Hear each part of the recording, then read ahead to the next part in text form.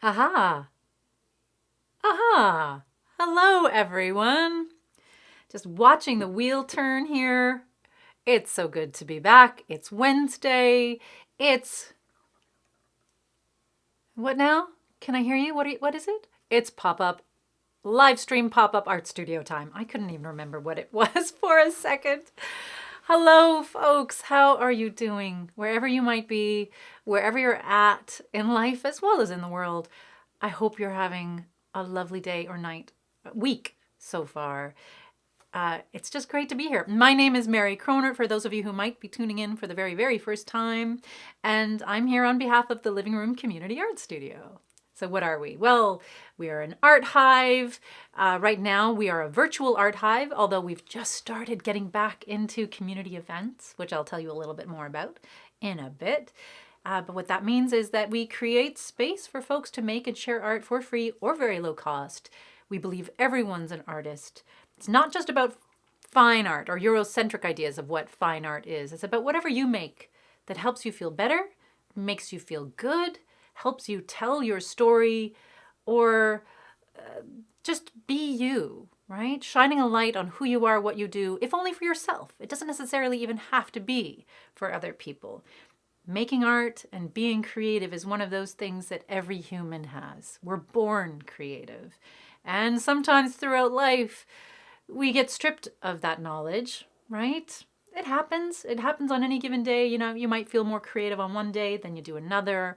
But why we have this time is so that we can remind ourselves and be there to support one another and help remind folks of this as well, that we are artists, we are creative. And that creativity doesn't have to only be applied to making cool things, interesting things, ugly things, weird things. It can be used to help us problem solve, to help us imagine other possibilities for ourselves, to help us become more of ourselves, or to create new ways of moving through the world, or just to own our space, finding ways to be seen, to help us comfortably be seen and be heard. And that can happen through the creative approach to how we dress, how we paint our nails, how we do our hair. It can also happen through the gardens we have, or the foods we cook, or the creative rituals we have every day in our lives, or perhaps creative rituals that we've inherited from our culture. There are so many different ways of expressing ourselves. And that's why we're here, to remind folks that there can be room for that in your day-to-day life. So we're here for the next hour and a half until 3:30. Just to create. And if you're here watching the live stream and participating, you are more than welcome to say hello in the chat. So if folks are out there, if you let me know if everything's coming across clearly, if you can see and hear me, that's fantastic. If you want to join the chat. But if not, that's okay too. This past, year and a half, more than that now, we've had a lot of wonderful feedback about how sometimes people just like to listen to this or have it on in the background as they do other things. You may not want to make art with me today, and that's okay. If just listening to me chat away or connect with other community members out there through the chat, if that helps you feel more grounded or a little more inspired or a little less alone, that's okay. You don't have to join the chat. I just have this weird feeling, even when there is no one watching, that someone is out there who will make use of this. And of course, hey, Nicole, you can watch this after it's been archived as well. This stays on our Facebook page, and then we upload it to our YouTube page later on as well. So if you miss a week, or you can only drop by for a few minutes before you have to go do other stuff, that's okay. You can always come back and dip back in to the live stream once it's been archived. I just like to remind folks that if you make a comment after the live stream period, so that's around 3:30 Eastern Standard Time, I may not get back to it right away. So please don't feel bad if I'm not responding to you on video, through chat, if it's after that time. I love responding and connecting with folks and meeting new people who are tuning in to the live stream and just learning about the living room perhaps for the first time. I love it. Hello, Wendy and Ashley. Hello. But sometimes when people leave comments after the live stream, I may not get back to them for a few days. In the case, if you have something you really need to let me know, feel free to email the studio at info@livingroomcommunityartstudio.org. Yeah, it's a long email address. I get it. Yeah, it's long. If I had been able to look into the future and see handles and hashtags, maybe I would not have given this project, this art hive, such a long name. But it is what it is. The Living Room Community Art Studio.org. You can find us there at info at or our website, which desperately needs to be updated. But don't worry, we're working on it. So, what else, folks who are out there? What else do I need to explain? Yeah.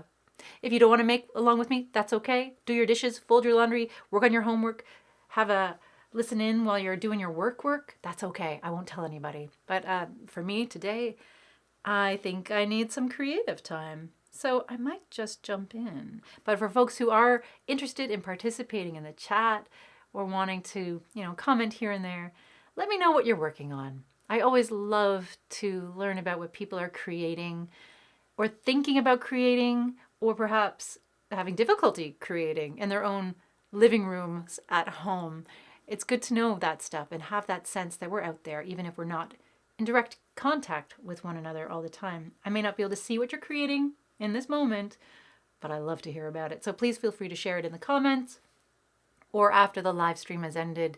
You can always post a picture in the show and tell post we do. So usually that goes up around 4 p.m., hopefully a little earlier if I'm on it.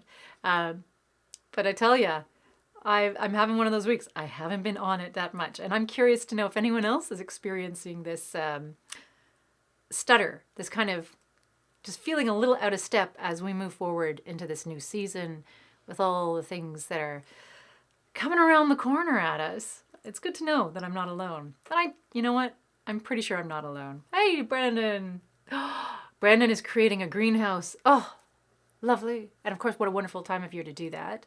One, it'll be ready for you as soon as spring comes. And two, you might be able to extend the growing season and get some seeds started. Yeah, that's exciting. Let me know what. So, my next question is, well, I want to know everything about the greenhouse, what it looks like, what it's made out of. Is it your own design or is it a package? I got a package one and I love it. I love it dearly. Greenhouse is a beautiful thing. I feel so lucky that I have one to begin with. But there are some really cool kind of DIY greenhouse ideas out there that almost everyone can do if you have even a little bit of space. Before I had my greenhouse, I had a windowsill with just this little glass box that I think I got from IKEA that I started all my seeds in, and too many. I always plant too many seeds, but you know what? That's okay. And Wendy says, oh, good. Well, not good. I apologize. Wendy says, I am out of step 2. That's good to know. I am not alone. So if anyone else out there is feeling a little bit of, however you might like to describe it, or however it feels, like a little stutter, a little overlap, a little, for me, a little bit of forgetfulness. I think I've done something when I haven't done something, including the Patreon post for August's Artist of the Month, which will go up on the first day of September, of course. Or even making today's post, the morning post on the Facebook page, things I think I've done that I haven't done. Just I think is a sign of what? What's going on in our heads when that happens to us? What's going on around us when that begins to happen? It's not always an unpleasant feeling. Sometimes it's just one of those things to surrender to acknowledge and embrace and see what you can do from there on. And Brandon says, oh, wow. So greenhouse update from the Tarn. Brandon says going to try to heat it over the winter. And Brandon will send pictures of that later. I'm super excited. That's awesome.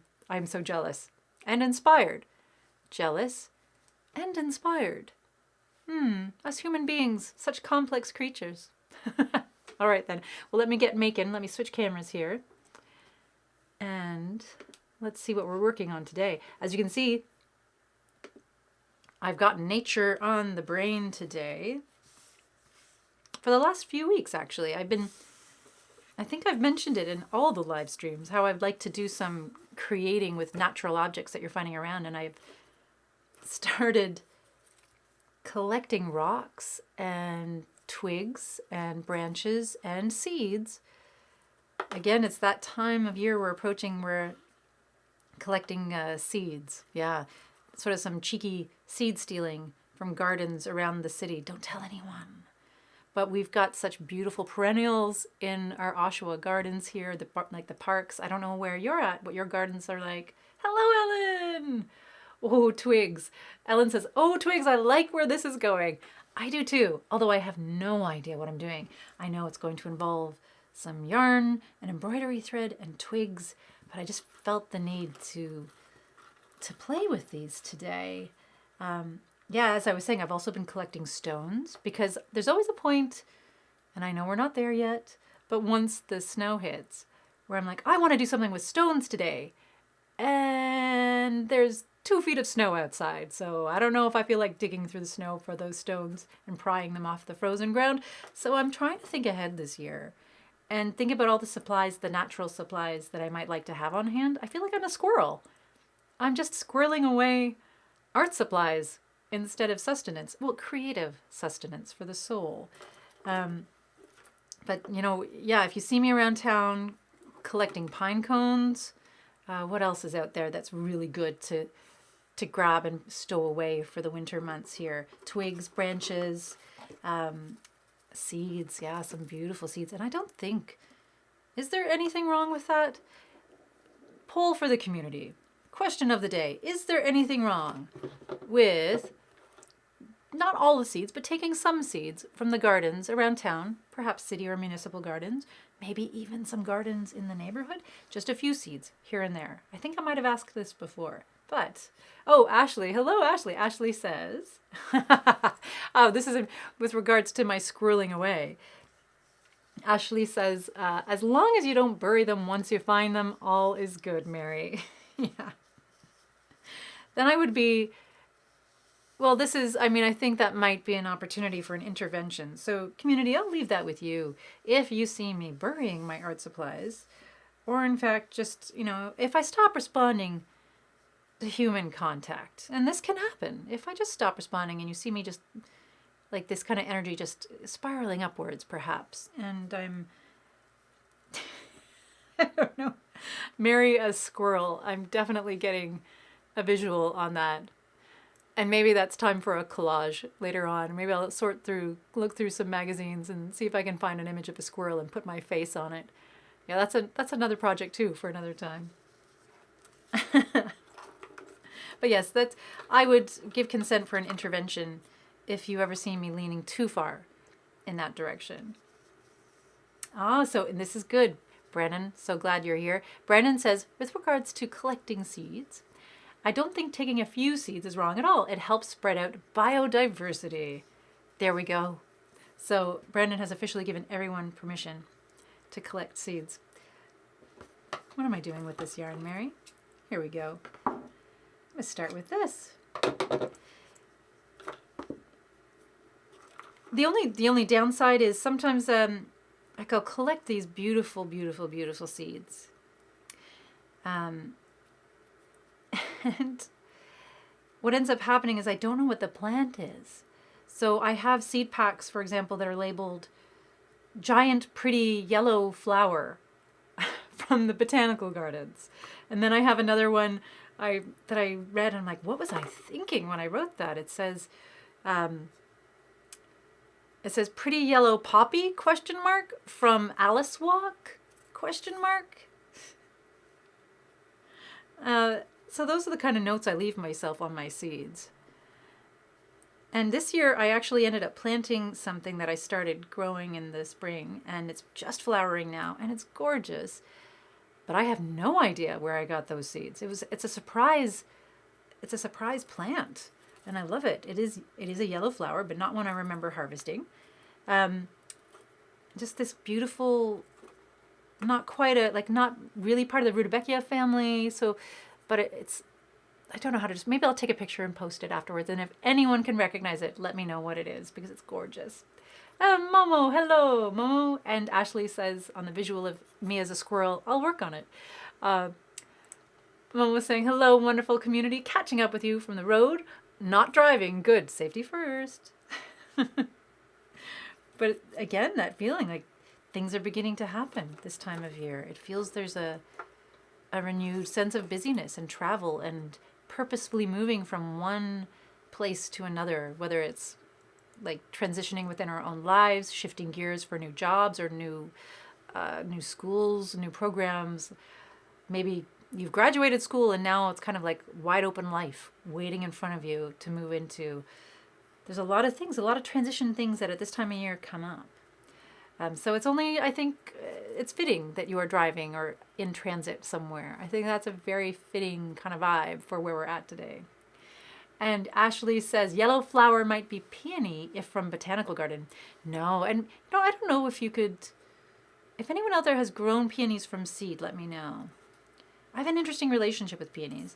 I think they're gorgeous, but I'm a little bit ruthless when it comes to gardening. I feel like peonies are fantastic for 2 weeks out of the year. And then they're like, meh. I feel like I want my plants to have, good real estate potential, right? If I'm going to be taking care of you,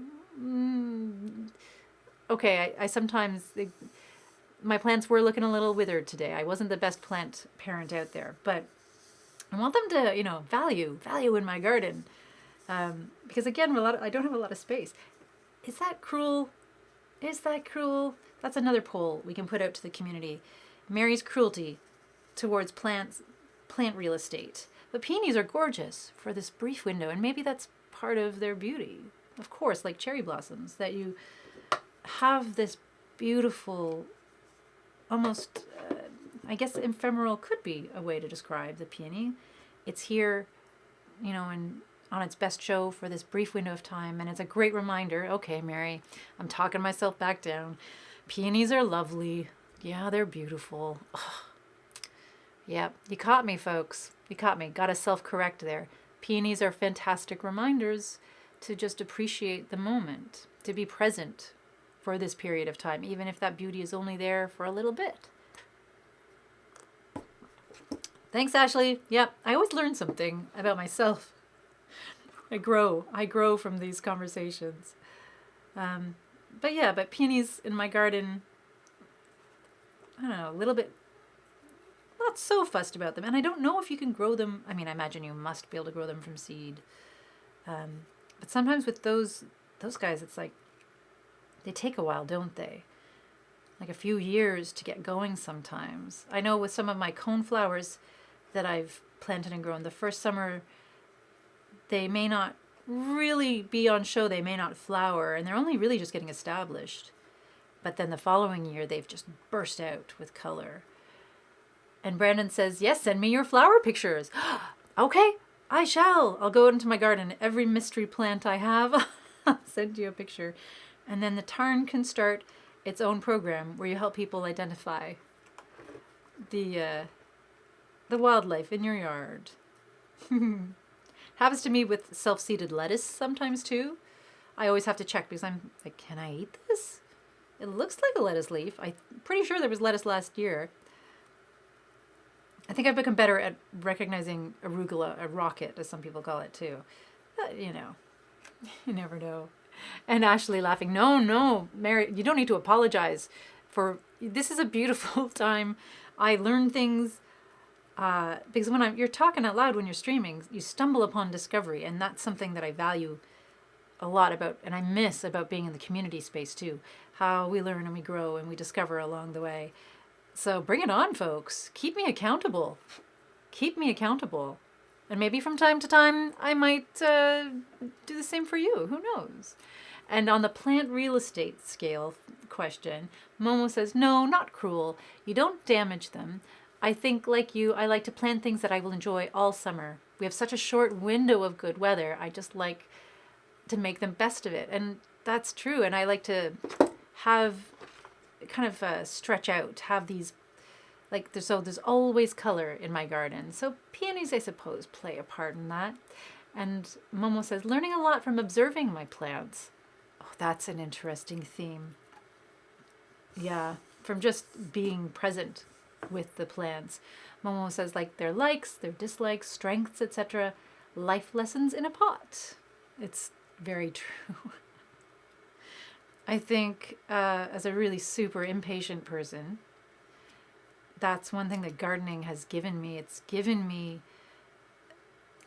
the ability that kind of forces me to slow down and to be a little more compassionate with myself and accepting of the environment and what it brings. Because, of course, there are so many things in our gardens that we can't necessarily control. I had a better battle this year with the cucumber beetles, and I got a few squash, winter squash as well as summer squash. But still, it's like a give and a take. I got some early plants and then they got the later ones. So I think I have to surrender sometimes to what nature wants to do. Even though I'd grit my teeth and rage at the sky sometimes. And Ashley says, let's see, but the best things in life take time to grow or come to the surface. So patience teaches us something at times, even if waiting is super hard. And that is beautiful and true. The lessons that plants and wildlife teach us are quite profound, aren't they? Sometimes taking time to seep in, as in my case, but needed. Just needed. But only available, it's one of those things that sometimes it surprises us, but if we can just remember to make ourselves available, open to the possibility, they can teach us so much more. And Shelley says hello. Hi, Shelley. How you doing? And Ellen's saying, oh, excellent, saying, there's a couple of phone apps you can use to identify plants with pictures. One of my favorite quarantine walk activities. That's a really great idea too. I know that I've looked at some that you subscribe for, that you pay for. So I'd be interested to know if outside of Brandon and the Tarn, if there are ones that are a little more affordable or free that can give you the information, because I do love that. And it might help me labeling my seeds a little more effectively in the future, right from the start. So I'm really loving wrapping this twig here. And this is also an exercise in art patience. Where did I find these twigs?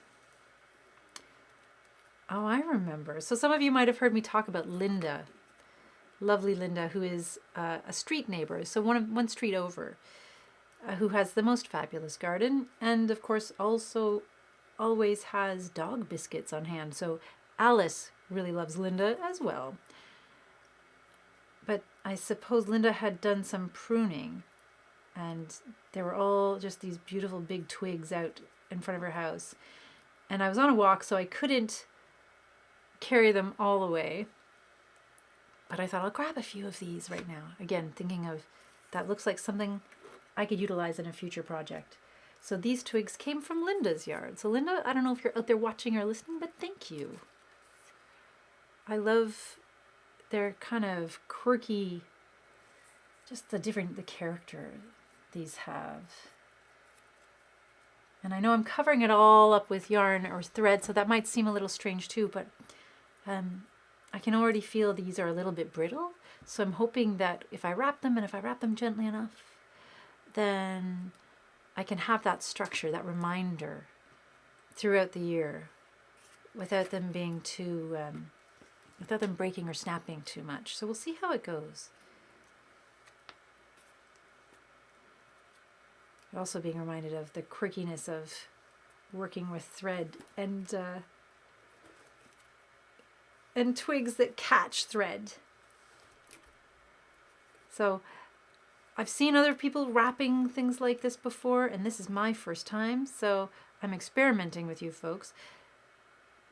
Hopefully we can work together, and you won't mind if I take a few breaks here and there to figure things out, to troubleshoot it, to problem solve along the way.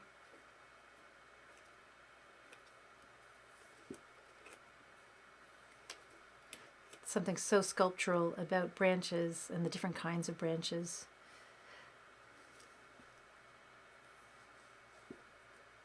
So yeah, collecting now's 'tis the season to collect some natural art supplies before they disappear under snow. And Ellen, on those phone apps that can help us recognize, there's a free one called Picture This. Sometimes they nudge you to upgrade to premium, but so far I have not succumbed. All right, maybe I'll give that one a try too. But we'll, yeah, having that on hand might be fun. And that way I don't have to text Brandon every 5 minutes. And Shelly's saying, I'm good. Oh, that's good to hear. Just trying to make my apartment more calm and a quiet, relaxing place. That's another really good thing to do around this time of year. Another kind of nesting feeling. And for some of us, it might be because changes that we've had, and maybe there's an opportunity to reclaim our space in a way that we haven't had yet. Or perhaps just thinking ahead and, what kind of space do we want to have moving into the autumn? Is there anything we can do to make it comfy for ourselves? And, comfy, creative, safe. There's lots of ways you can approach it too. Let's see.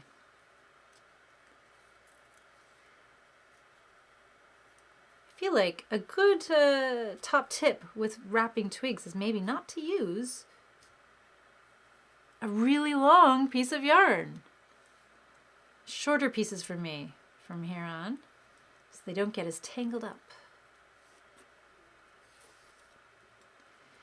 I've been in a similar place, Shelley, with just, finding ways to make my space, just to brighten it up or change things up.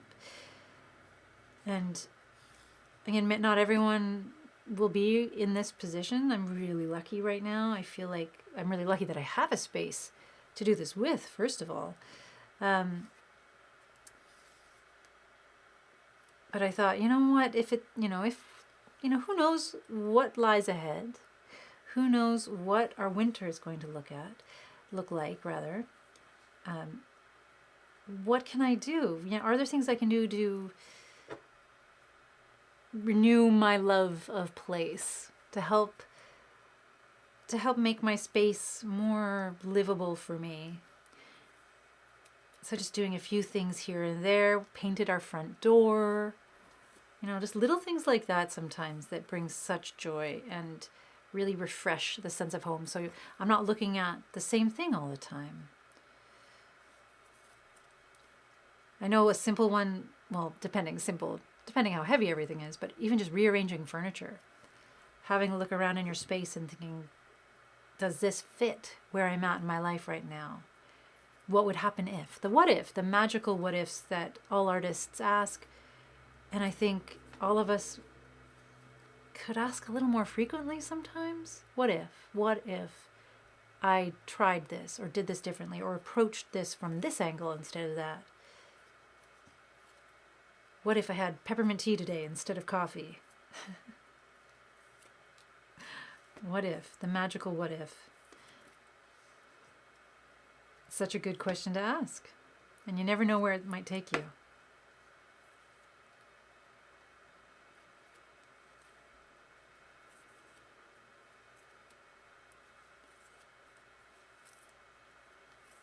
And for me, the what if I rearranged my space a little bit? What if things looked a little different?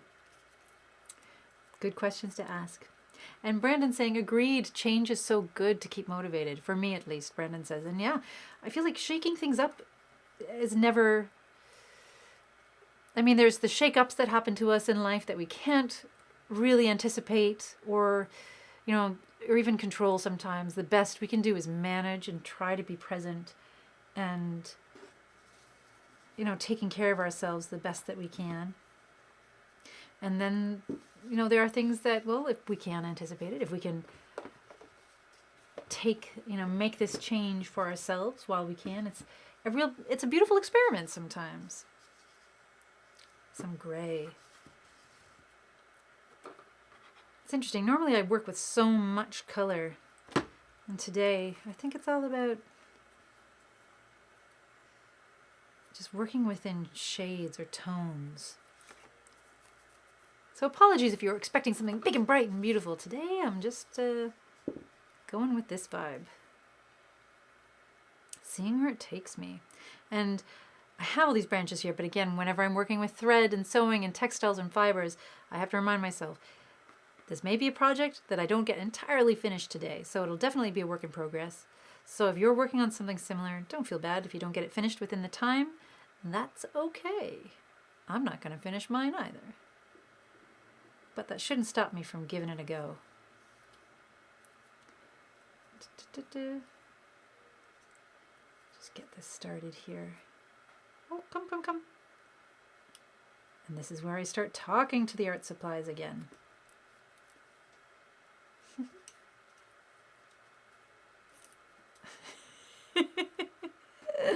And getting everything tangled up.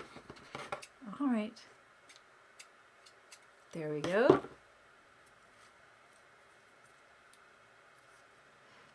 And changes, yeah. Having things reorganize in your brain as well as your space. I think changing what you can look at. Sometimes if there's things in our lives that we can't change anyways, being able to change what you see can have a huge impact, positive impact on like just how you engage with life, how you approach it every day. Again, what can we manage? What can we play with? What can we do? What can we try?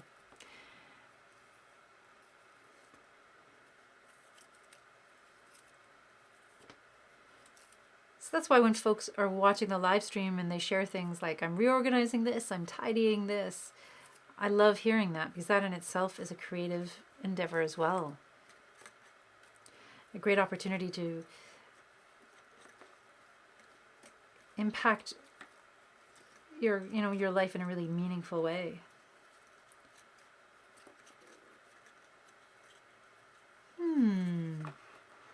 Now what? Let's see what I got here. This has slightly more gold in it, but I'm going to give it a go. And I want to thank whoever the person was who donated these lovely threads to the studio. Thank you, thank you, thank you. I want to do more gray, actually. More gray. What do I have in here? Let's see. Let me pull this little basket over and just have a dig. Ooh, I've got some fuzzies. Let me pull those out.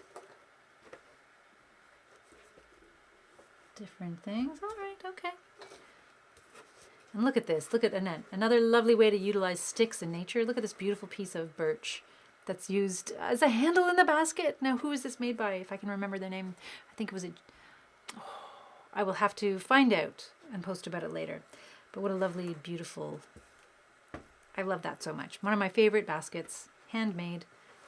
Handmade by an artist in the community. Lovely, lovely, lovely. Maybe I'll use some fuzziness after this bit more gray.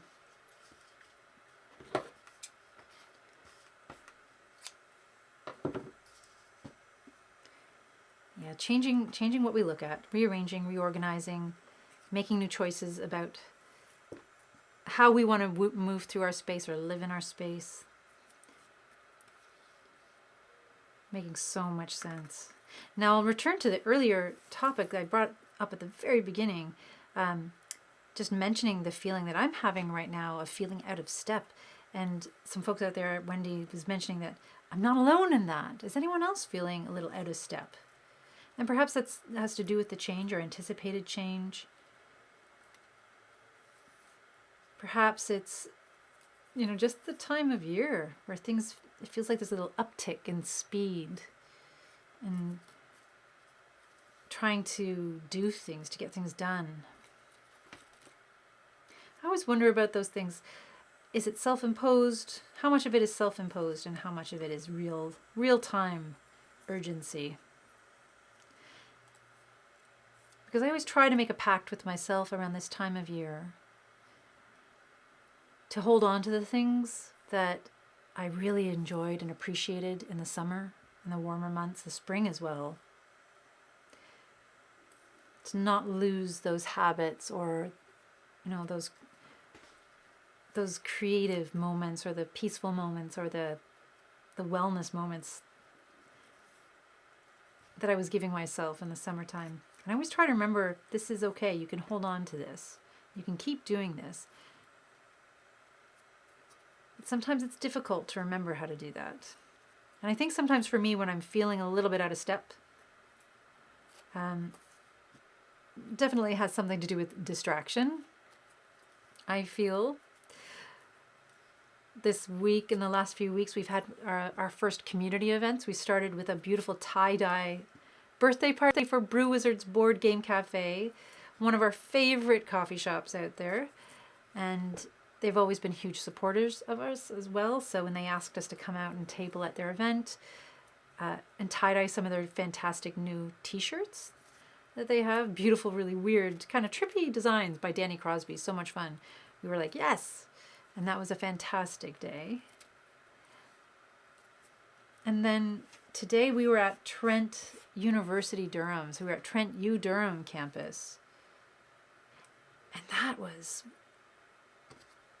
really, really lovely as well. It was a day for their staff. So they were welcoming back staff. And so people who hadn't maybe seen one another physically in a few years, who'd been working remotely or online.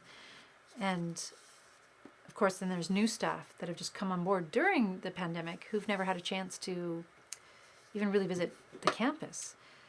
And anyone who knows me knows that I'm a big fan of Trent U Durham. We've got some fantastic universities and colleges here.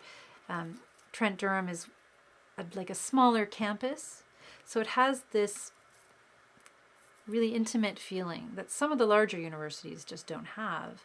And it follows through with the staff as well. I find that everyone who's working there, there's a loveliness, just a very human feel to something that can sometimes feel very huge and overwhelming, especially for students.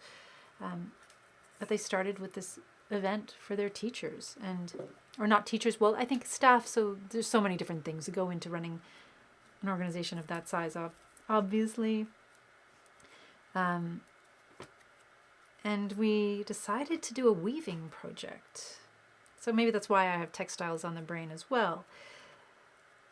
We recently had donated this beautiful, beautiful quilting loom. And it's interesting. I have to thank Margaret for this, because at first I was like, Margaret, do you want this? And for those who know Margaret Franklin, one of our community artists who does this, is fantastic artist in almost everything she turns her hand to. But she also makes these hand-sewn, hand-embroidered quilts that are just astonishing. And for the last few years, she's actually made hand-embroidered, hand-sewn quilts of the LivingRoom's coloring books. So we have one quilt that Margaret created and donated, that each panel is an embroidered page from the coloring book. And then recently, Margaret has also been working on the second coloring book we made, recreating every page, embroidered, beautiful colors, just so bright and exciting. And if you know Margaret, Margaret is bright and exciting and surprising. And so she has been working on this, so I thought maybe Margaret might like this loom, but no, Margaret didn't need it.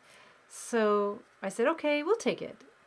And what it turned out to be was this beautiful, beautiful it was like a handmade, handcrafted wooden loom,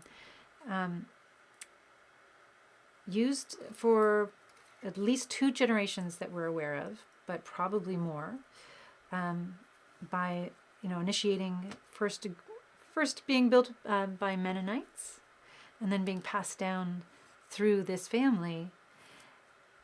And it's just this extraordinary, really well-designed loom that we were gifted.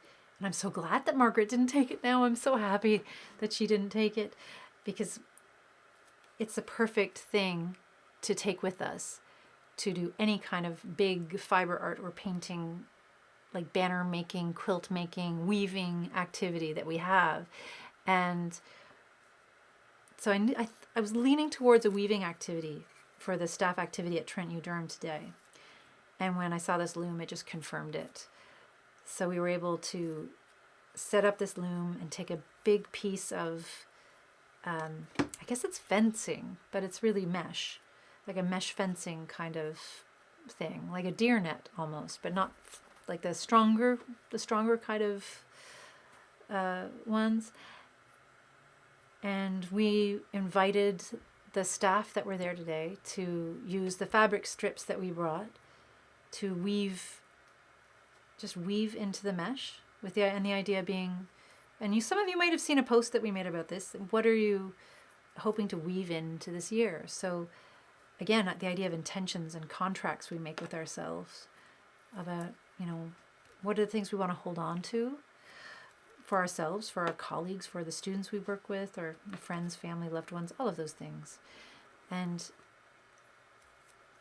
it's kind of like becomes a visual representation of where we're at right now, and hopefully as the year progresses, and lovely visual reminder, kind of like to reorient ourselves when we're feeling out of step like I am today, or just a way of grounding and looking back and saying, oh yeah, there's that's what I want for myself. That is something I'm working towards, or I was working towards, and now I've veered off. And it can either help, the hope is that it helps bring us back to that place, or remind us that it's important to us to make space for it, whatever that agreement is we've made with ourselves, that intention we've set for ourselves. And at other times it might be simply a great opportunity to reassess, to say, I don't feel the same about that. If it's fallen out of my life, or if I no longer do it, what do I want to do?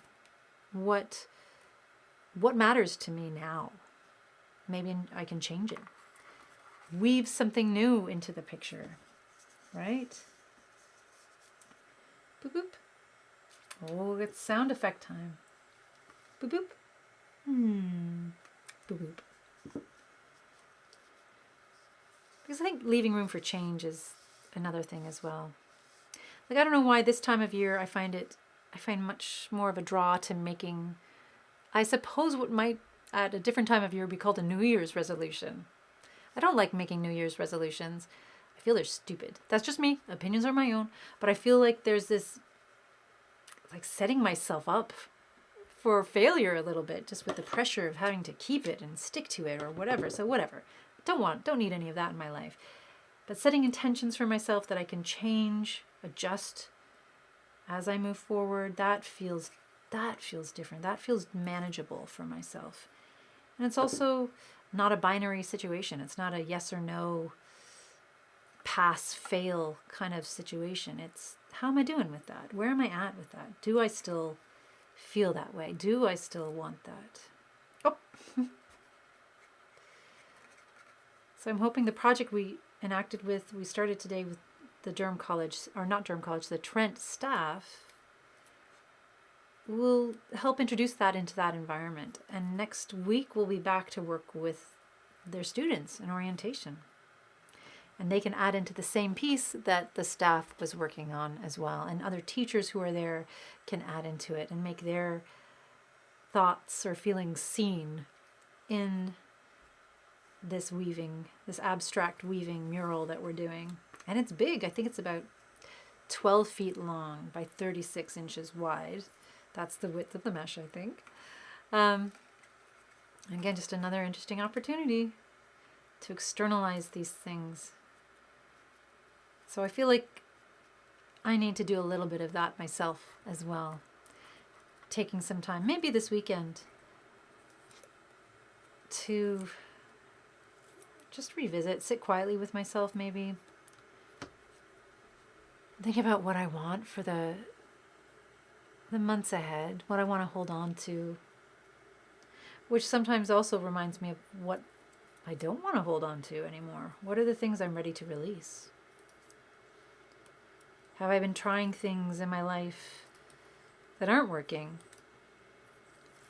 And maybe, what if, again, that magic what if I let go of those things?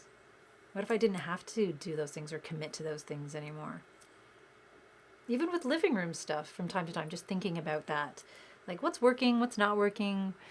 What can we change? Would it be okay if we changed them? Oh, and that's interesting. Carlos, again, I'm having a lot of these moments today. Thank you, people. Carlos says, I am with you regarding New Year's resolutions. And hello, Carlos. Hi. There's a lot of pressure. Yep.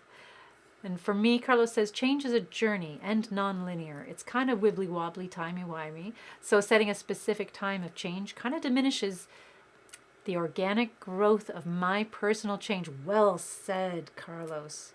Well said. If that makes sense. Absolutely. That's just how I see, feel it, and respect that for others. New Year's resolutions is a good thing, which is fine, right? And Carlos, yes, I was wondering. It says, oops, started rambling without saying howdy, y'all. So, howdy, y'all. And this time, Carlos is saying it from Canada and not the UK this week. Welcome home, Carlos. Or welcome to this home. We can have many homes, right? Many homes, depending on where we're at and what we want.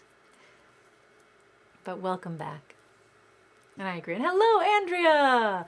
Andrea saying, hi, Mary. I can't stay because I'm headed into a meeting. I won't tell anybody, but I get it. Work. Headed into a meeting, but wanted to say a quick hello, and I miss you. I miss you too, Andrea. And hopefully sometime soon we'll be able to have that mobile art hive out there to work with all the wonderful people you work with. And to see you too. I can't wait. Keep you posted. Have a wonderful meeting, Andrea. And that's a good reminder, too, to welcome new folks who are joining us now in the live stream. Thank you so much for joining us.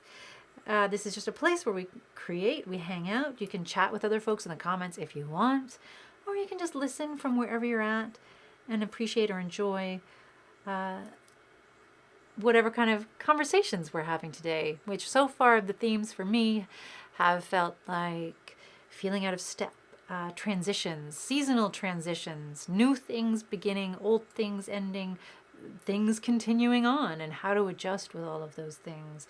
The contracts we can make with ourselves or check in with to know if we still want what we want or want what we wanted, what we'd like to change, what we'd like to hold on to moving forward, and how making space for those conversations in our life can be really helpful. Conversations and choices too, yeah. Laura, hello, Laura. Laura says, hello, so happy I made it for the last half. We're happy you made it too, Laura. So nice to know you're out there. Now, I'm liking what's happening with this piece.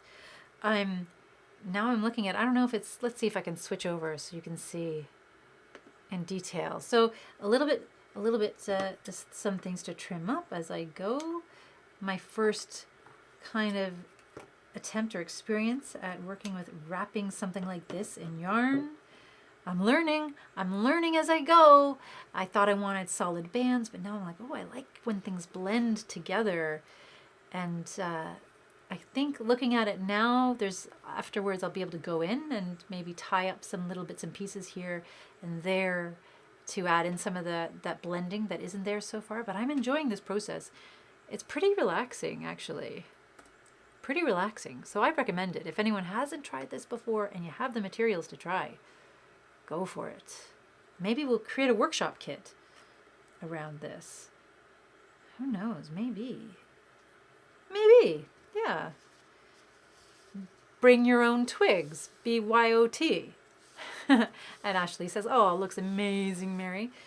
Why, thank you. I think it looks fine. It looks just fine. 'Tis a fine twig. And could you imagine doing this with larger branches, with yarn bombing? It's a sort of reminiscent of yarn bombing trees. Which, come to think of it, I wonder, maybe not the best thing for the tree, but so much fun. Heightening that appreciation of our the beautiful natural world we have going on. Although, what did I see? I saw something recently that really was another wonderful reminder about how we can kind of be partners with nature and in this weird journey. I can't remember what it was in, but it took place in Japan, and it was in one of their parks. Hello, Nikki! Yay! Oh, let's see. Okay. Oh, lovely. This is good. So this is on intention, so I don't want to miss this. And as far as yarn bombing, Ashley says, better than toilet paper trees. Absolutely, that is true. Nikki saying, all that is not, hello, it's so good to see you, Nikki. Nikki saying, all that is not meant for you will fall away. I think that's how the universe works. It helps to set your intention, but what is not for you will be replaced by what is meant for you. And you know what, Nikki, that's so great to be reminded of that, because I think I have found that. And I think, a willingness to work towards something, I think that's an important piece of that puzzle. Like, to take the risk, to take the step, the willingness to be seen or to be heard, and to see how that moves forward is super, like, I think that's an important part of that process. And as you go, what is flowing will continue flowing, and the things that weren't flowing will get diverted and go where they need to go. But it's another wonderful reminder of, you know, to make space for that compassion and that gentleness with ourselves, because not everything is meant to be. Even if at one time in our lives it seems so important and like we should be doing this, we should, must, all those words, right? At other times it's a lovely reminder of like, no, this can be, or I want this, I prefer this right now, it feels right now. And that's another interesting thing right there. I suppose, how do I learn to tie off the threads when I get to the end of the branch? Trusting the process. But that intention setting piece, yeah.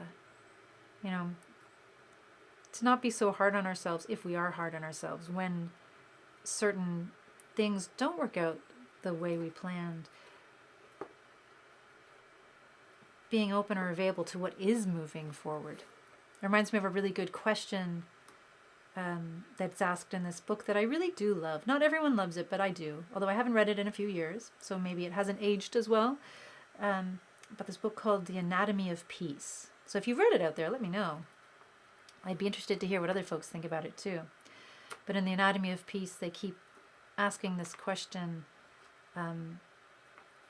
what's going right?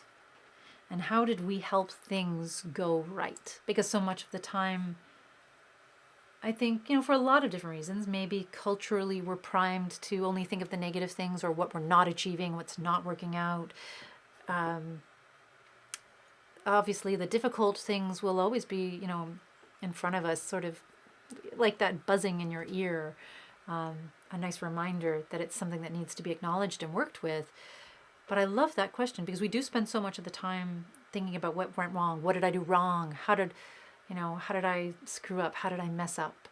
But we rarely take time to ask the question, what did I do to help make things go right? And I think we get more information from that, from answering that, from reflecting on that question and answering that question. I mean, I'm open to hear what other people think, but I think we get more usable information from what did we do to help things go right in this situation, in my life, in this moment of time. And, you know, what do I want, you know, more of? What can I do to help make that happen more frequently, I suppose, right? Being able to acknowledge and reflect upon those things.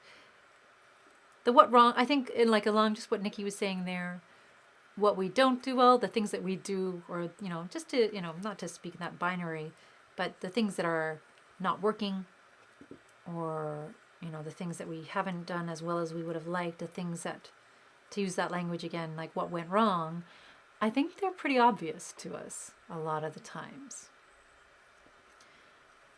We're kind of hardwired to pick up on that negative stuff, to remember the negative things that we hear in the news or we feel about what's going on in the world, and it's not a bad thing. We need to have that awareness and that insight, and we need to tend to the wounds, right? But I think there's those things can be awfully loud and at the forefront of our minds sometimes, and it's okay to take a moment to say, okay, but what's working? And maybe if we have those moments to reflect on that, we'll be able to make space for more of that, more of the goodness, and to become more attuned to when things are moving forward in a positive way. Because again, I'm not sure if anyone else has this experience of that I've had from time to time. when I don't take time to reflect on that, it can feel strange. It can feel unfamiliar to have good things happen in your life, to feel good even sometimes. And there was definitely a big period in my life where I had to kind of train myself to accept what felt good and the choices that were healthier for me, perhaps. The things that, weren't as familiar to me, right? And for a lot of people out there, and again, I'm coming from a place of such enormous privilege and relative comfort, but it took me a long time to trust the good things, the good people, all of those things, the good moments, the good decisions, the good choices that I made. But the more you can attune to those moments, the easier it'll be to recognize those points or those paths in your life that'll bring you more of it, I think. Just takes time and patience. The patience of wrapping a twig with yarn. Why did I think that this would be something I could do in an hour and a half, folks? So thank you for taking this journey with me, this twig wrapping journey. I feel like this, again, another lesson, a wonderful lesson in patience. But I can't recommend it enough. It's very relaxing. One of those things of getting into the groove. And once you find yourself in that groove, you kind of don't want to stop.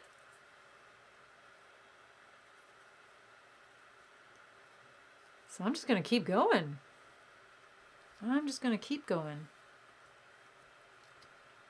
But yes, on the path to allowing change, welcoming change, feeling in step, setting those intentions or those little contracts with yourself, whatever works. And Nicole says, oh, wonderful update from Nicole. Nicole says, I mounted one of my fillet crochet projects earlier this week on canvas. Oh, beautiful. I used watercolor pencils to make the white thread stand out against it. I would love to see a picture of that. You knew that was coming, didn't you? So in the show and tell post that we do at the end of every live stream, Wednesday live stream, and sometimes Thursday live streams, like this week, this Thursday, B is back live streaming in the evening. So if you have some time between 7 and 8 p.m. this Thursday, feel free to tune in, say hi. Usually B does the first Thursday of every month. And it's a quiet, kind of chilled out live stream. But if you do have a moment to say hi and to watch some of the beautiful hand lettering that B does, just experience some of that, or just to chat about all the themes, that B has this wonderful, honest, open, kind and smart way of handling and engaging with, like, everything from recovery to compassion, the inner critic, to technique, different thoughts and topical the themes, so many wonderful things that B brings to the table. And they're at the table Thursday, the LivingRoom Community Art Studio table on Thursday evening from 7 till 8 p.m. Some really beautiful stuff. Yeah. So that's this Thursday. But why did I bring that up? I can't remember. Oh, yes, pictures. So B also posts a show and tell post after the live stream, usually. So you can feel free to post things there if you like, too. And, oh, interesting. Let's see. And Laura saying, ah, ha, ha, ha. So this might be Laura, who's another one of our live streaming peeps. I think in keeping with art projects that take much longer than we think they will initially. I think this is what Laura's referring to, a little throwback to the live stream Laura did, her first live stream, where she did dot painting and painted an album cover, like an old sort of rescued, repurposed album cover with dots. And yeah, it takes time. Small things take time. So yeah, rule of thumb, why did I say that phrase? I hate that phrase. That's a horrible phrase. I thought, it's been so long since I've used that. I took it out of my vocabulary, but there's an interesting thing. It sneaks back. No more gender-based comments or words informed by gender-based violence. No more. No more of that. But it's a good guideline or a good thing to be mindful of. That this work, the small work that doesn't get finished in a live stream in one sitting, that still counts. And no perfection allowed, folks. No perfection allowed. Another familiar phrase to folks who used to come to the studio all the time, and hopefully to anyone who listens or makes along with me or anyone else during our live streams. And Ashley's saying the repetitive motion probably keeps you in the present moment. And I think absolutely. It's the same with hand sewing, hand stitching, any of those. It's an active meditation, right? Not all meditations have to be still or silent. So I think there's also, definitely a mindful element to this that also allows for moments of discovery and play.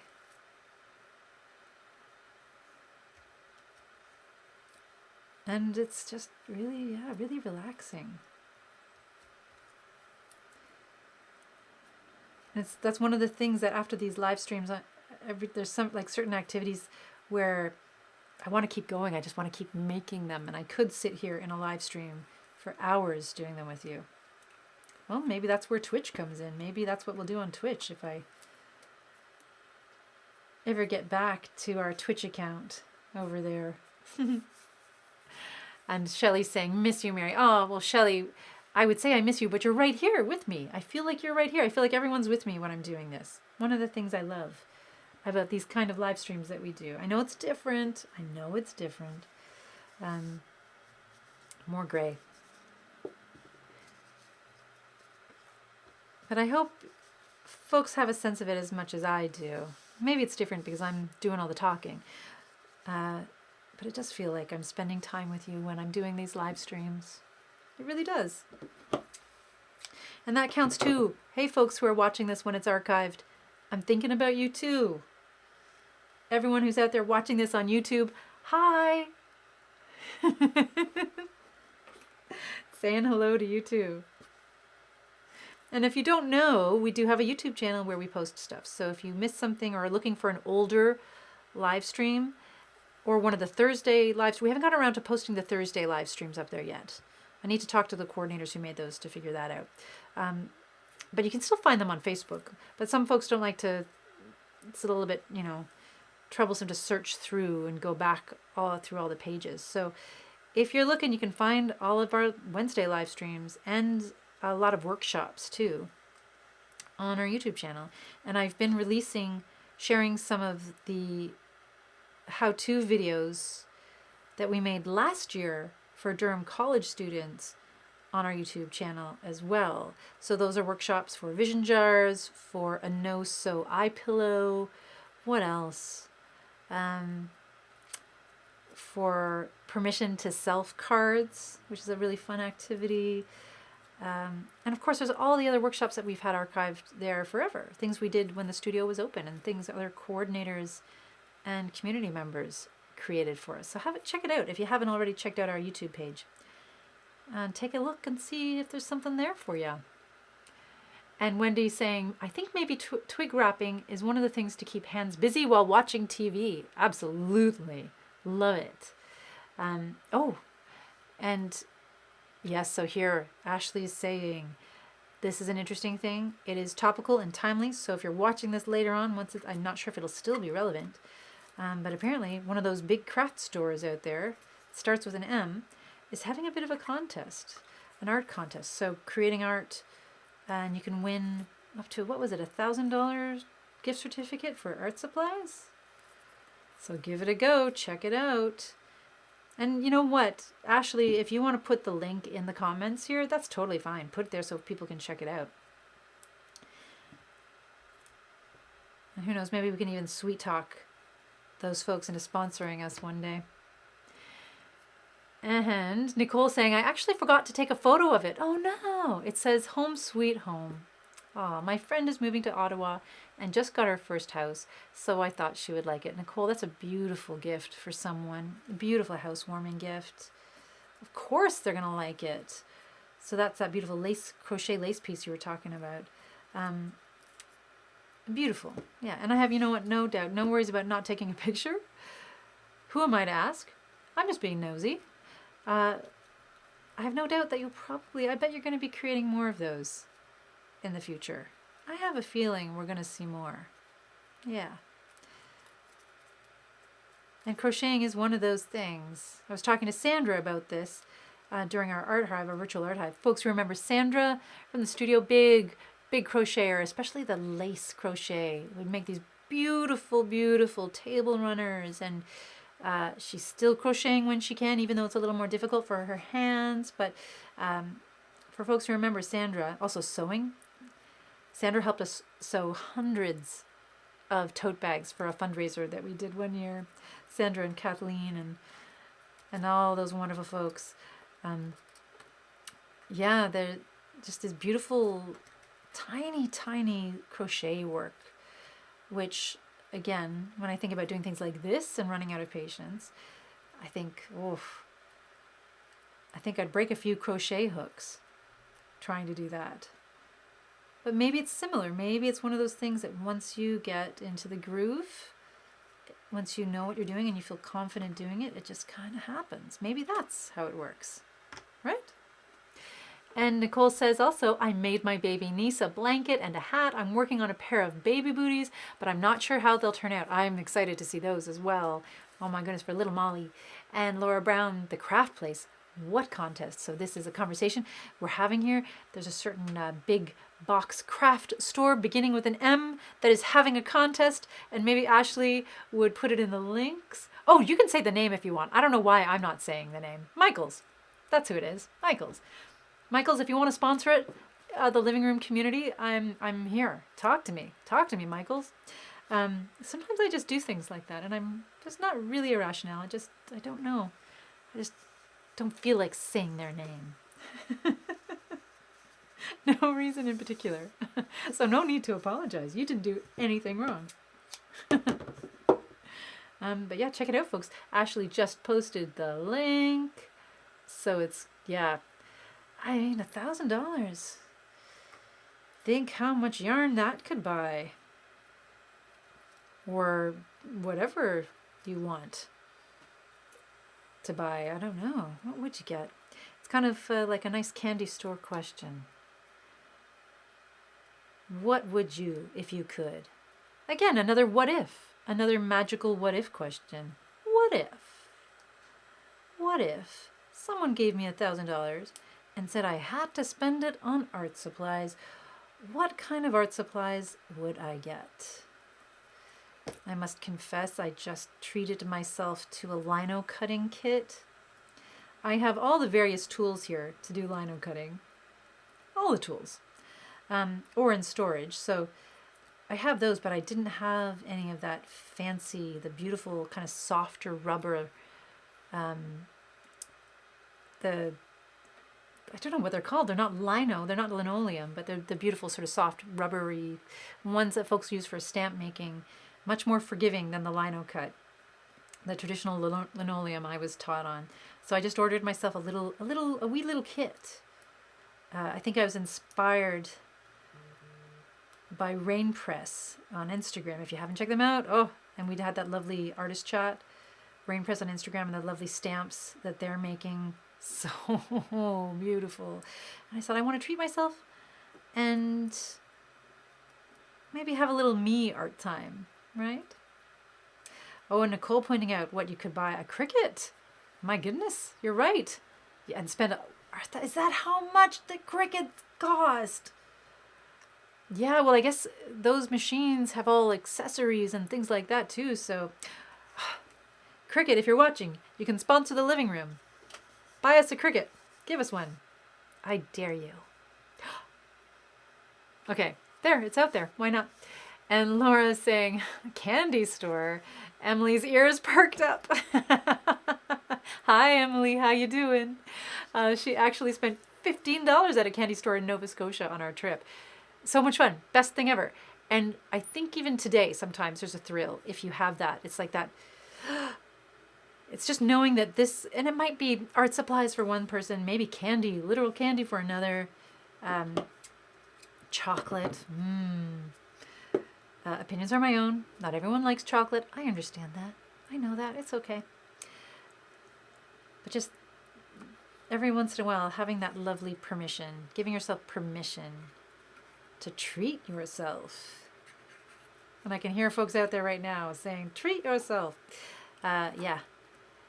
Lovely permission to indulge. And I think what I like about that is it does take you back to that place in childhood. You know, the first time that you found like a $5 bill on the sidewalk, or the birthday money maybe you got, or even maybe you never had a chance to spend money on candy, but the fantasy of what if I had $100, and as the child that I was, of course I was going to spend it on chocolate. Are you kidding me? I'm just going to go into that. I'm going to go into my local convenience square, which at that time was in Woodside Square, and I'm just going to buy all the chocolate and maybe some candy that I can. That's it. $100 seemed like so much money. It still is. It still is. All right. Ho, ho, ho. So what am I going to do now that I've found myself here? I'm going to wrap it back down around. Experimenting with different ways to tie off the twig yarn. Oh, and we're having conversations about what to buy and how much things are. Very exciting. Hello, Emily. I got an official hello from Emily. That's an exciting thing. It's an exciting thing always to have Emily say hi. Where am I taking this? Oh, yeah, I could take it there. No, I don't want to. So what else do I have here? Oh, there's a tail. Oh, no. Am I going to make a tail? Let's do that. The famous what could go wrong if. Oh, no. What did I just break? It's okay. It's holding together quite nicely.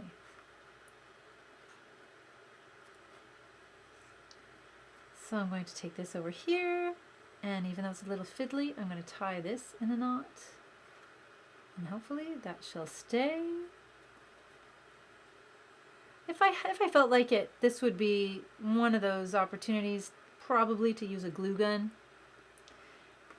That would be the easiest way, I'm sure. To heat up the old glue gun, put just a tiny little dab, and it would set really quickly and I could race on. But I'm kind of looking for ways to not use glue guns. I don't know if anyone else has been having this conversation with your art self, just about, the various materials that I want to rely on less. At the studio, glue guns were used every single day in so many ways for so many different projects. But I also have this strange relationship with the kind of glue it is, and looking forward to the mobile art studio, there's also this recognition of that I didn't think of in the studio space. I didn't have to think about it in the studio space, but just the energy draw that things like that are. Apparently anything that heats up draws a huge amount of energy.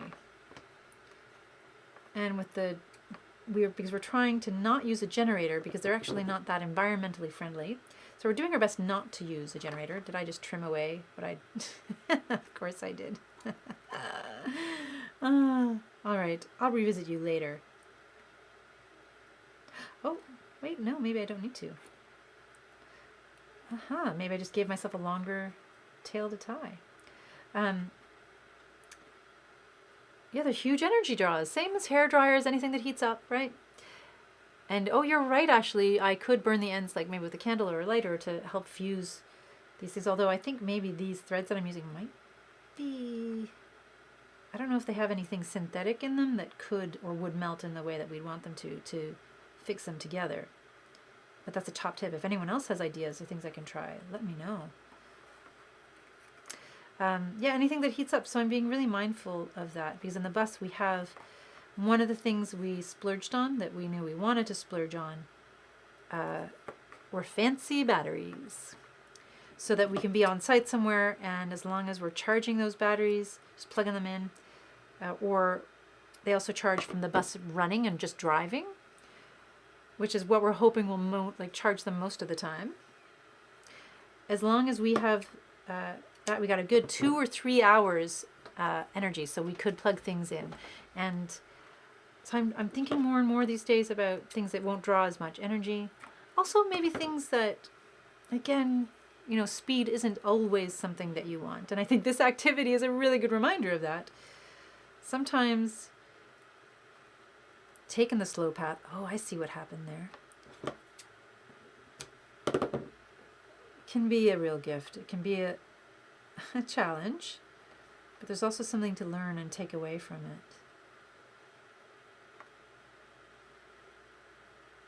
And with the Mobile Art Studio, we have an opportunity to remind folks of that, or to give folks opportunities to play with that.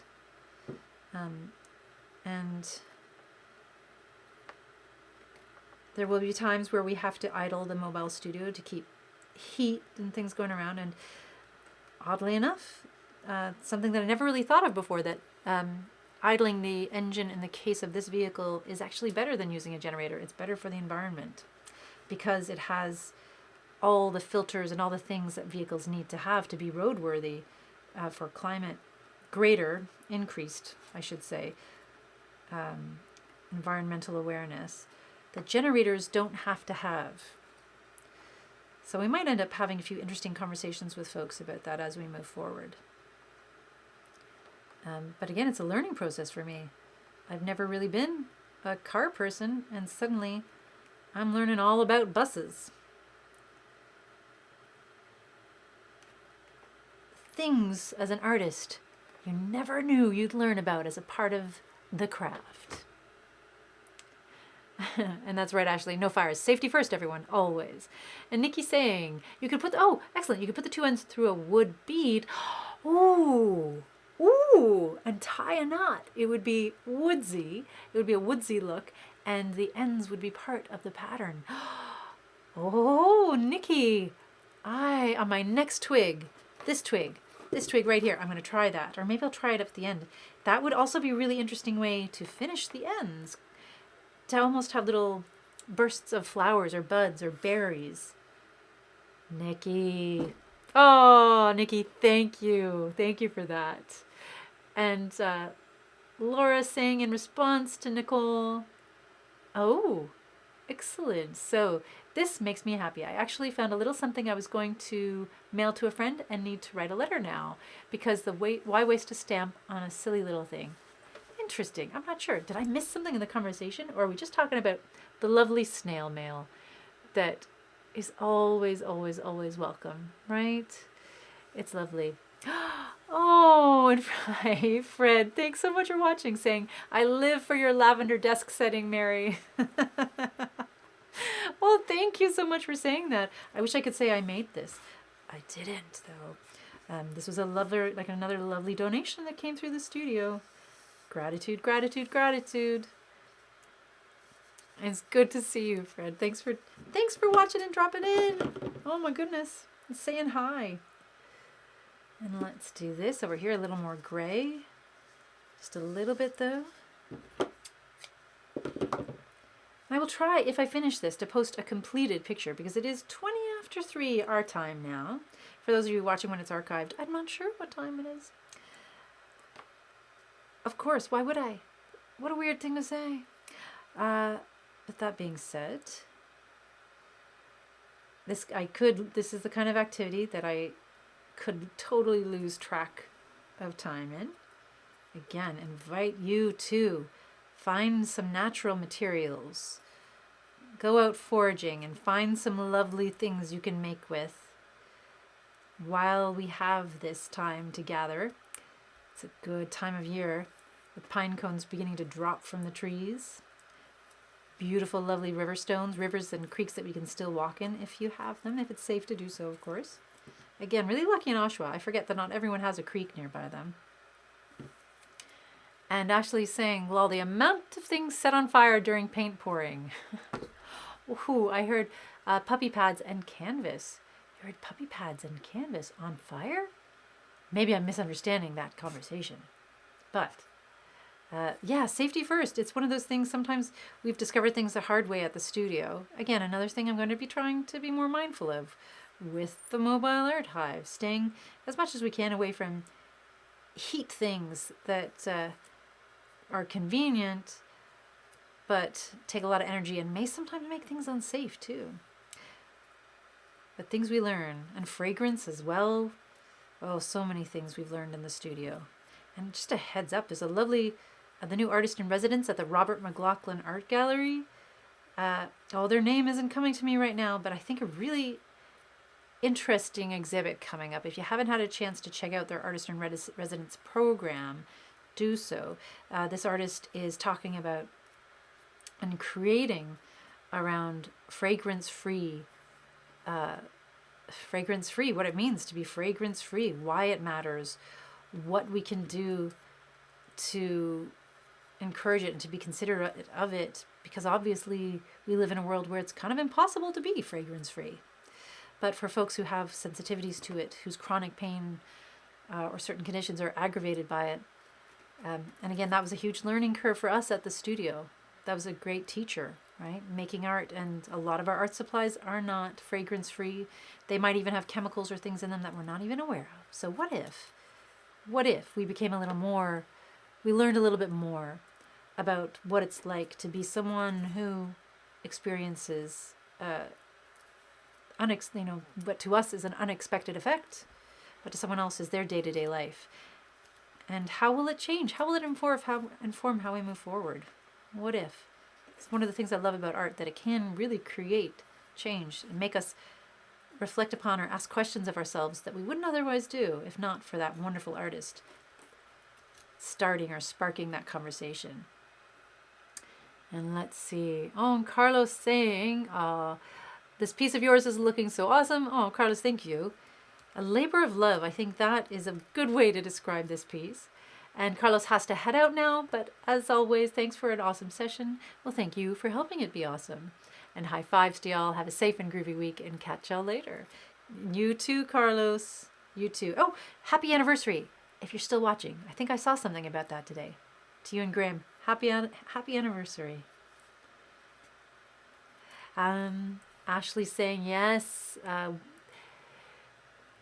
Okay, all right. So something for the paint pouring folks out there that, again, I'm not so familiar with that technique. But apparently, yeah, you can use wood burners or just fire to bring out the cells and certain different paint techniques and products that you use to help create really interesting effects. Didn't know that. I mean, there is, fire plays a role in creating and destroying.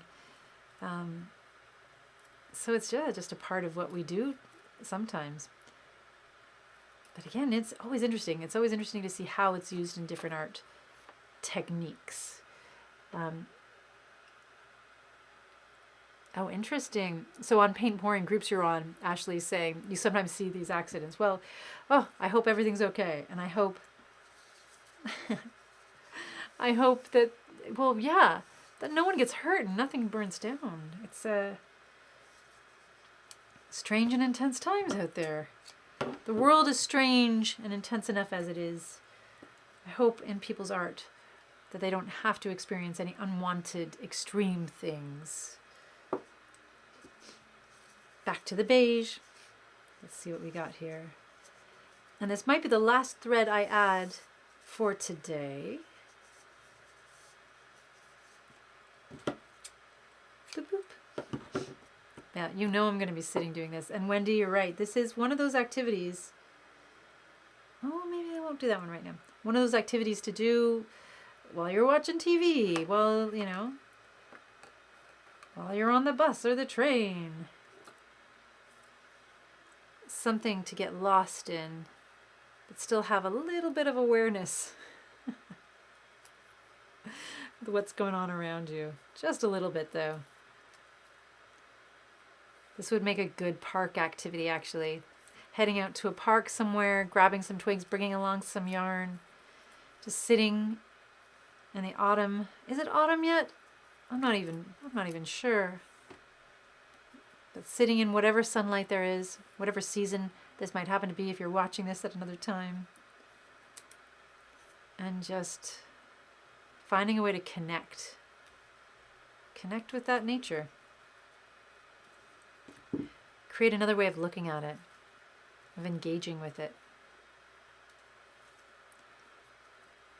That little bit of mindfulness.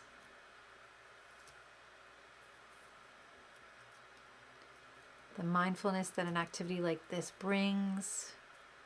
A little bit of appreciation for the slow, for the imperfect.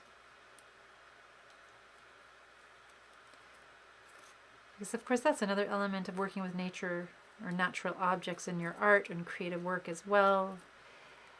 Each piece will be different. Each piece will have require you to work with it in a different way. That's a lovely thing. And Nicole's saying, I don't know if anyone else is having trouble with wasps, but we have. We discovered that peppermint deters them, which is handy as a natural solution. Nicole, thank you so much. That's a fantastic tip. And it might explain, interesting. I'm just reflecting in my garden now. Some parts of the garden, I grow strawberries. It's an obsession of mine to compete with the nature and all the critters who also want the strawberries. But we have some mint plants growing near one side of where we have strawberries, and the wasps are less inclined to gobble up all the fruit that's there. That's something to think about. Huh. Interesting. Thank you for that top tip. Nicole, you always have such excellent top tips for us. And folks, as this time comes to an end, and I know I've been a little erratic with showing how I've displayed this twig wrapping here. It's an activity that doesn't always want to stay centered under the camera. I kind of want to pull it up and look at it and examine it. And it's a fascinating process. I just want to thank everyone who's joined me today or who's joining me in the future. From wherever you are at and whatever you are dealing with, I hope that today's live stream was able to give you a little bit of whatever you needed. Oh, okay.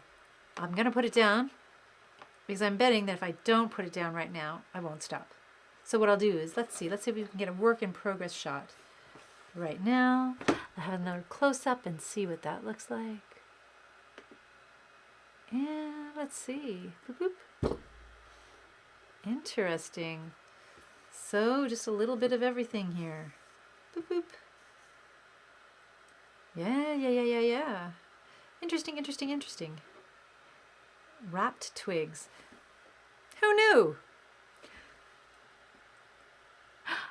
Hi, I'm back. Now I'm over here. As I'm going to keep working on this, and I promise to post some update pictures when I have it completed. Might not be today, might not be tomorrow, maybe a couple of months, you never know. Maybe I'll post one big post sometime as a surprise, sharing all the finished projects that I've started over this last year and a half and not return to as quickly as I'd hoped for. But you know what? That's what happens. We get inspired, we start lovely little things, and one of the things I love about creative endeavors, who says we have to finish them right away? We can work on them as we feel called to and enjoy the process as much as we can and let it be something that brings us joy, that brings us relief, that helps brighten our day or clear our mind or ground us in this moment, whatever moment this is. And this has been one of those activities for me. So thank you for walking alongside me as I created it. I hope you have been enjoying your creative time as well.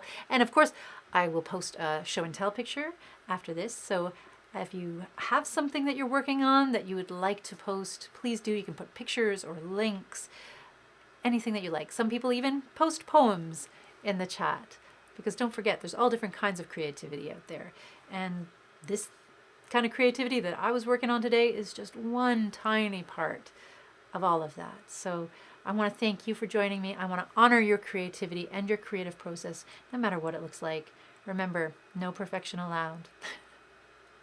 And I suppose, yeah, a little housekeeping, if there's anything I can remember. At the moment, we're heading into a long weekend here, so I think I'm going to take Tuesday morning off from the virtual Art Hive, the Good Morning Art Hive that we have every Tuesday morning. But I'll be back for a Tuesday artist chat. And this week, every Thursday, of course, we have the writers group, so tune in tomorrow or join the Zoom if you like. That's at 10 a.m. with Danielle. Link in the event over on Facebook. And in the evening, we have Bridget B. Noonan, who will be hosting a live stream from 7 to 8 p.m. So if you do have time and if you are around on Facebook, feel free to join in, say hi, see what she's working on, and take a little time, a little creative time for yourself at night too. But anyways, that's it. I think that's enough for now. I want everyone to have a beautiful long weekend as we're heading into it. But until we can connect and create with one another in person, you know what I'm going to say. I look forward to creating and connecting with you right here online. Have a wonderful rest of your day, folks. And thank you so much for being out there. Bye.